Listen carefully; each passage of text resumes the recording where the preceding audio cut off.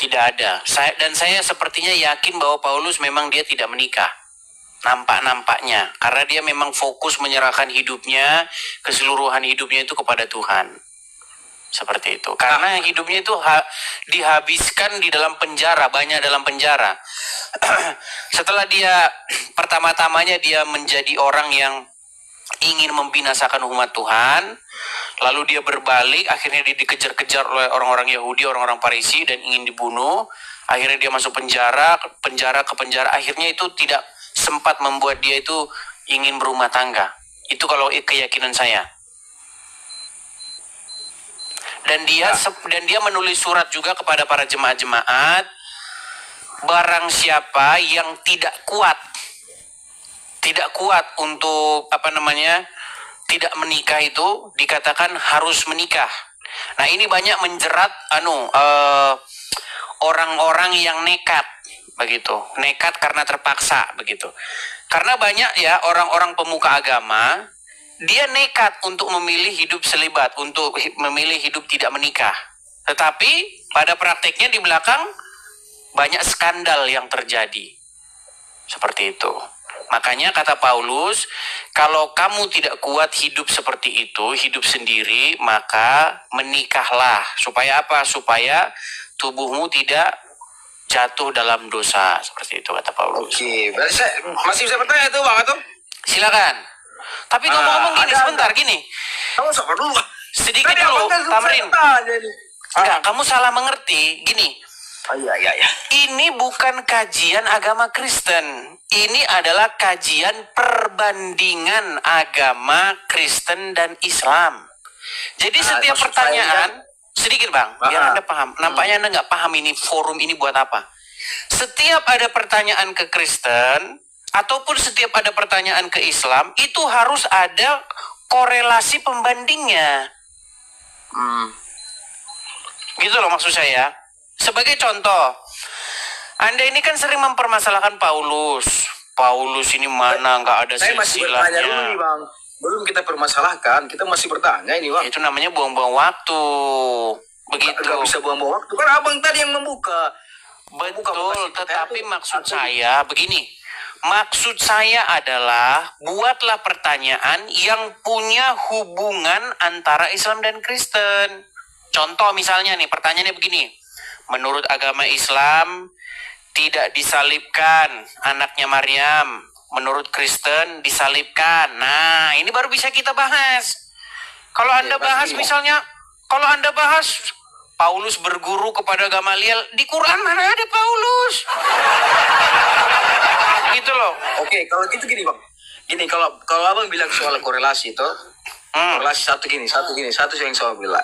Yang satu sebagaimana sumber-sumber yang kita baca, yang saya baca, Paulus itu menurut saya itu dia itu hanya penyusup menyatakan diri sebagai Rasul Yesus, ya kan? Kan sebelumnya dia kan seperti itu satu. Musuh. Yang kedua, ajaran Yesus sebagaimana yang diyakini oleh kaum muslimin, ajaran Isa alaihissalam itu khusus hanya untuk Bani Israel. Ini disebutkan dalam Al-Quran. Dan ingatlah ketika Isa ibnu Maryam berkata, hai Bani Israel, sesungguhnya aku ini adalah utusan Allah ya, kepadamu membenarkan kitab sebelumku yaitu Taurat, memberi kabar gembira dengan datangnya seorang Rasul yang akan datang sesudahku, yang namanya itu dikenal sebagai Ahmad. Ahmad itu ya Muhammad. Maka tatkala ngedit Al-Quran maka kan tadi bilang ada korelasian dah. Kita kasih korelasi bukan, namanya Ahmad kok kau rubah jadi Muhammad. Ini ada saja. Silakan. Itu kan ada pembahasannya Bang. Silakan. Sabar Bang. Yang namanya Muhammad di sini adalah Muhammad. Nah, itulah makanya mereka menambah-nambahi. Tatkala Rasul itu datang kepada mereka dengan membawa bukti-bukti yang nyata, mereka berkata inilah sihir yang nyata. Quran surat As-Saff di ayat ke-6. Baik. Ya. Bisa Dan juga sabar dulu Bang, belum selesai nih. Sedikit lagi. Nanti baru ditanggapi Bang. Dan juga di dalam Bible disebutkan dan dengan jelas sekali bahwa misi Yesus itu hanya untuk Bani Israel. Coba Gimana itu Bang? Tanggapannya silakan Bang. Baik, juga mau belajar. saya tanggapi satu persatu ya. Ya, ya. Jadi inilah yang disebut bahwa umat Islam itu sudah offside. Kenapa saya katakan offside? Begini Bang, setiap argumen yang harus dikeluarkan oleh orang Islam harus merujuk kepada Al-Quran dan hadis. Al-Quran maupun hadis sama sekali tidak pernah membahas yang namanya Paulus. Bahkan di dalam kitab-kitab tafsir, kitab-kitab ulama-ulama terdahulu, justru Paulus adalah seorang rasul. Ya, belum saya dapatkan tuh Paulus sebagai rasul. Nah, baik, belum dapatkan dia Paulus seorang rasul. Ya. Saya tunjukin ya Bang ya. Dia penyusup saja. Penyusup yang mau mensabotase perjuangannya Yesus. Ya, Dalam hal ini nggak bisa. itu kata umat Muslim. Kalau Allah dan Muhammad tidak berani ngomong Ada begitu. dulu, ada dalam pembahasan mereka yang sudah menjadi Muslim. Dalam hal ini mu'alaf itu Bang.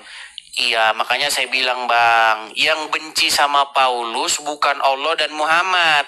Yang benci sama Paulus adalah orang-orang mualaf. Makanya saya bilang, dibenci itu sikapnya sebenarnya Bang. Yang dibenci itu sikapnya yang membawa ajaran-ajaran sesat gitu loh. baik, Itu, Bang. Nah, silakan lanjut Bang. baik. Saya akan tunjukkan ya, bahwasanya Paulus itu ada dalam justru menjadi utusan Allah ya. Misalnya kita buka, baik, kita buka di dalam kitab tafsir surat Yasin ayat 14 ya. Surat Yasin ayat 14, saya coba balikkan dulu kamera saya Bang ya. Oke, biar Anda ini tidak lagi benci kepada Paulus, karena justru ulama-ulama Anda malah justru mendukung Paulus. Oke. Lama mana itu Bang? Aduh, Abang jangan sembarangan lah. Iya, makanya sedang saya bacakan ya. Ini Bincang Syariah ya, tafsir surat Yasin ayat 14 ya. Kelihatan? Kelihatan nggak? Kelihatan Bang. Oke. Nih, jadi di dalam kitab itu dikatakan bahwasanya ada 3 utusan ya. Nih, dalam kisah 3 utusan Nabi Isa untuk Ashabul Qaryah. Edisi ini merupakan bagian pertama dari hancurnya Ashabul Qaryah menurut beberapa kitab tafsir seperti Ibnu Katsir, Al-Qurtubi ya. Tafsir surat Yasin dikatakan begini. Ya, nih. Yaitu ketika kami mengutus kepada mereka 2 utusan, lalu mereka mendustakan keduanya. Kemudian kami kuatkan dengan utusan yang ketiga. Maka ketiga utusan tadi berkata, sungguh kami ini adalah orang-orang yang diutus kepadamu. Nah, siapa orang-orang yang ini, yang diutus ini? Perhatikan, di dalam menurut Ibnu Katsir dan At-Tabari, mereka bernama Shadiq. Ya, Shadiq, Soduk, dan Shalum. Nama-nama ini dari Ka'ab, Wahib, dikisahkan oleh Abu Ja'ar, Munas, dan seterusnya, dikatakan begini. Menyebut Sya'am dan Yahya, sedangkan ulama yang lain berkata Sya'um dan Yohana. Sya'um ini maksudnya Simon Petrus ya, dan Yohanes. Dalam kitab tafsir Al-Qurtubi, Nabi Isa mengutus 2 orang berdakwah di Ashabul Qaryah. Kemudian di tengah perjalanan bertemu dengan orang tua yang bernama Habib Al-Najjar untuk mengajaknya beriman kepada Allah. Memang kalau Islam nih difitnah semua beriman kepada Allah. Baik. Kebetulan sekali ini ya dikatakan ya, dalam tafsir Hanami disebutkan dan seterusnya ini ya. Perhatikan. Nah, apakah ada nanti di sini Paulus? Ada. Perhatikan ya. Di sini jelas sekali dikatakan bahwasanya utusan yang ketiga itu bernama Bulus atau Paulus. Nih, kita lihat ya sebentar. Kemarin sudah kita bahas ini sebenarnya Bang, cuman karena Anda kemarin nggak nonton sih. Mana ya? Sebentar. Bentar.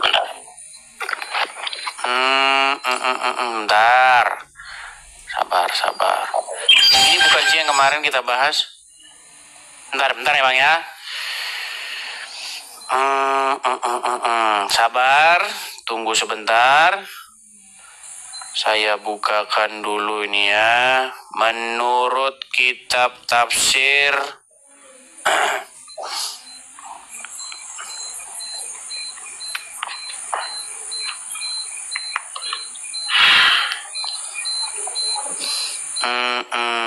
sabar ya.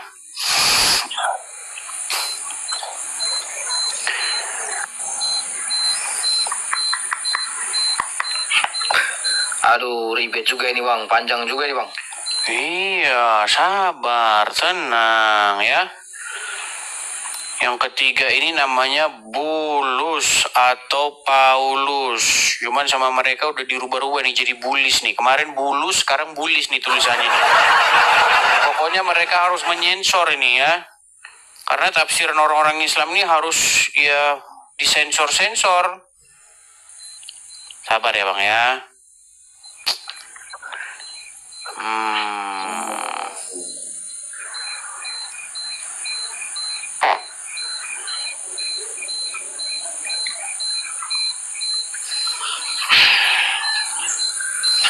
Mana sih sumber-sumbernya kemarin? Kadang-kadang sudah dihilang-hilangin sama mereka ini teman-teman ya. Sudah dihilang-hilangin kadang-kadang sama mereka teman-teman. Mereka siapa itu Bang? Ya kalian-kalian orang Islam inilah. Bentar, tafsir surat Yasin ayat 14. Bentar ya, tafsir.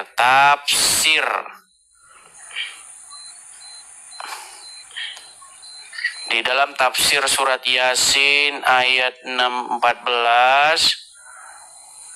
Gini aja Bang. Perhatikan ya. Ini udah ketemu ini. Ini Bang, terlalu Kelihatan lama ya? ini Bang. Bang, gini Bang. Oke, itu saya sudah baca itu Bang sebenarnya ya. Nah, ini saja. Saya kasih pertanyaan terakhir saja. Ibn Jurayj mengisahkan dari Wahab bin Sulaiman dan seterusnya ya. Keduanya adalah Syamun, maksudnya Simon Petrus. Yuhana, maksudnya Yohanes. Dan yang ketiga, nama utusan yang ketiga adalah Bulus atau Paulus. Nah ini, ayo. Betul? Iya, gini Bang. Bang, sabar lu Bang. Ini belum selesai sebenarnya nih Bang. Ini terakhir saya bertanya ini sebelum turun. Sekarang masih berani nggak kamu bilang Paulus? Bentar, banyak sebenarnya saya mau bahas tentang itu. Cuma kan abang tadi masih yang mau saya tanya sama kamu, betul atau tidak bahwasanya di dalam kitab-kitab tafsir ulama terdahulu, tafsir Ibnu Katsir, Al-Qurtubi, justru di situ utusan-utusan Nabi Isa itu bernama Syamun, maksudnya Simon, Yohana, maksudnya Yohanes, dan Bulus, yaitu Paulus, betul? itu harus kita cari lagi tuh Bang. Saya belum baca. Heran saya ke kalian ini loh. Heran. Selalu saja kalian ini menyalah-nyalahkan Paulus. Mana nih Bang? Terakhir nih, pertanyaan terakhir Bang. Langsung meninggal kalau dijawab. Enggak, saya mau jawab. Cuman kan Terus yang kedua, tadi kan pertanyaanmu ada banyak. Saya jawab satu-satu lagi nih. Ini udah gak fair nih. Pertanyaanmu kan tadi ada banyak. Biar saya jawab satu-satu. Belum. Terakhir nih, saya mau kasih pertanyaan terakhir Bang. Karena kan banyak yang mau naik juga tuh. Ya, silakan. Itu Bang. Ada tidak perbedaan itu antara ajaran Paulus dengan ajaran Yesus? Nggak ada. Perbedaannya di mana? Nggak ada. Nah, sementara yang saya baca itu ada kurang lebih sekitar 10 perbedaan antara ajaran Yesus dan Paulus. Contoh yang satu, kalau di ajaran Yesus itu kan Yesus itu adalah Tuhan. Utusan Tuhan, maksudnya Yesus adalah utusan Tuhan. Yesus tidak pernah minta disembah-sembah atau kemudian dituhankan. Itu benar tidak Bang? Yesus tidak pernah minta disembah-sembah atau dituhankan. Minta disembah-sembah. Begini loh, yang menjadi keheranan saya dengan orang muslim ini, kenapa Yesus harus minta disembah-sembah seperti Allah? karena di dalam pikiran kalian itu, kenapa Allah disembah? Ya karena minta disembah. Kalau nggak minta disembah, ya jangan disembah, kan gitu. Masalahnya begini, Bang. Di Berarti dalam beda dong dengan ajaran Paulus, Bang. saya lagi jawab, lari kemana-mana dia ini. Maksudnya kan gitu, Bang. Maksud saya begini. Tadi kan saya bilang ada 10. Kalian orang muslim ini kan mempermasalahkan begini. Kenapa kalian menyembah Yesus sementara Yesus tidak minta-minta disembah? Betul. Kenapa orang muslim punya pikiran seperti itu? Karena Allah di dalam Al-Quran minta-minta disembah. Betul?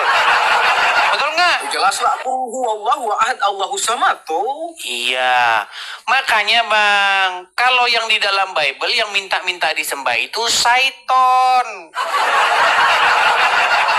Berarti menyimpang ini Abang dari ajaran Paulus. Nah, Ya, ini, Bang. belajarlah dulu ya, belajar dulu yang dalam, baru nanti kesini lagi. Anda dari tadi nyalahin Paulus saja, sementara Allah dan Muhammad nggak pernah bahas Paulus ini. Gimana Emang Anda ini? Paulus salah, Bang. Paulus kan sudah menyesatkan Abang ini. Masalahnya Oke, begini Bang, kalau Anda berargumen, Paulus menyesatkan, Paulus merubah-rubah, kenapa Allah pikun tidak ngasih tahu kepada Anda bahwa Paulus merubah-rubah? Gimana sih Anda ini? Coba, ada nggak Allah dan Muhammad mengajarkan kepada orang Islam bahwa Paulus merubah-rubah? Banyak, Bang, banyak. Sebutkan satu, di mana Allah dan Muhammad mengatakan Tadi saya tentang sudah bilang Paulus. salah Silakan. satunya itu, Bang. Salah satunya tadi itu Paulus kan mengajarkan manusia untuk menyembah Yesus, sementara Yesus kan tidak mau disembah. Buset nih orang. Bang, yang ditanya Allah dan Muhammad pernah tidak ngajarin bahwa Paulus yang merubah-rubah ajaran Kristen? Itu kan tadi saya sudah jawab itu, Bang. Oke, di hadis atau Quran surat berapa? Gimana itu, Bang? Kalau dia Ya, ini, kalau tidur dulu sana, mandi lumpur dulu sana, mandi lumpur sana. Maksud saya itu begini loh. Kalau Allah saja dan Muhammad tidak pernah menyebut-nyebut Paulus, kenapa orang muslim benci sekali dengan Paulus? Heran loh. Bahkan di dalam ulama-ulama ini, tafsir-tafsir klasik, tafsir Al-Qurtubi, tafsir Ibnu Katsir, Paulus itu adalah utusan Nabi Isa. Ini gimana umat muslim ini? Aduh, makanya saya bilang teman-teman, banyak ulama-ulama telah menyesatkan umat Islam.